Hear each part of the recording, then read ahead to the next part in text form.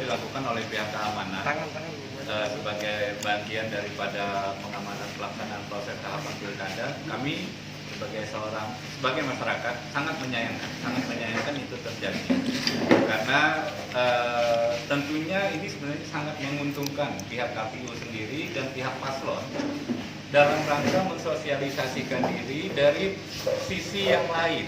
Tentunya wartawan, baik media cetak, media elektronik maupun media online, itu mempunyai sisi-sisi yang berbeda dalam melakukan peliputan, dalam melakukan sebuah analisa terhadap sebuah kegiatan, apalagi ini kegiatan debat publik yang harus diketahui oleh 209.000 pemilih di Kabupaten Kota Baru.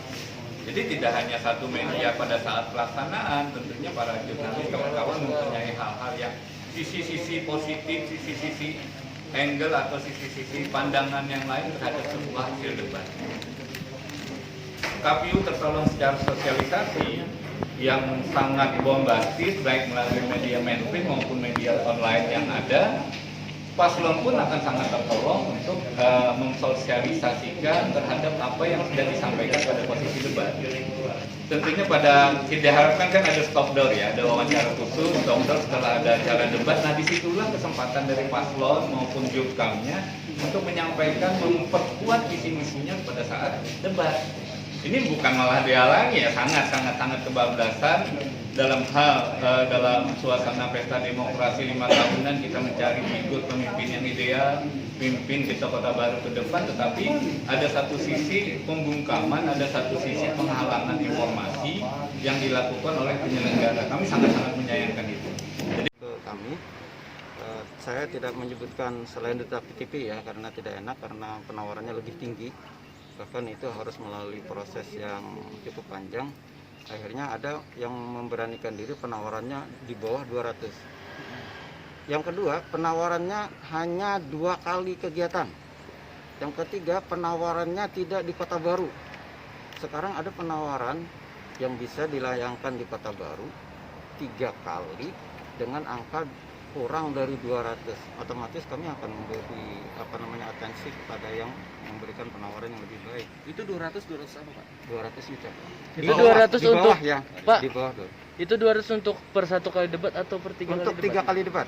Pak, untuk liputan lainnya, Pak, kegiatan publikasi lainnya, Pak, untuk media Total Pak, total untuk dana apa? Publikasi. dan publikasi. Publikasi sendiri yang terkait dengan debat itu kami untuk yang tayangan ya. Enggak, bukan itu, Pak. Untuk keseluruhan, untuk publikasi, untuk sosialisasi di media massa, maksud saya, Pak. Oh, kalau yang untuk media massa, kalau dari kegiatan KPU kan kami kan tidak hanya masalah sosialisasi seperti ini. Kami juga ada yang namanya bimbingan teknis. Dan itu menyangkut tentang teknis kegiatan pemungutan dan penghitungan suara, dan itu otomatis bagian dari kegiatan sosialisasi ya, baik kepada penyelenggara maupun kepada masyarakat.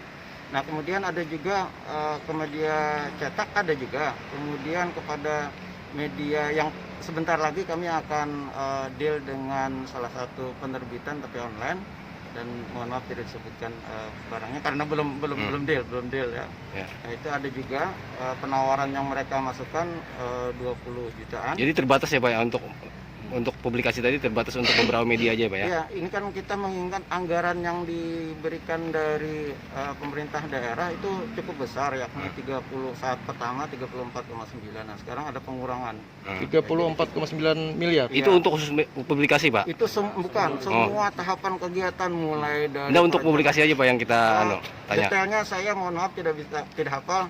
Detailnya hanya saja untuk kegiatan itu kalau tidak salah hampir 20% dari total tadi untuk kegiatan mulai dari bimbingan teknis ya, kemudian sosialisasi regulasi, kemudian kami juga harus ada yang seperti tadi untuk deal dengan pihak EO untuk melaksanakan kegiatan debat publik, macam-macam kegiatan. Itu termasuk dana ini ya, pengamanan ya, pengamanan. Oh, pengamanan sendiri Pak.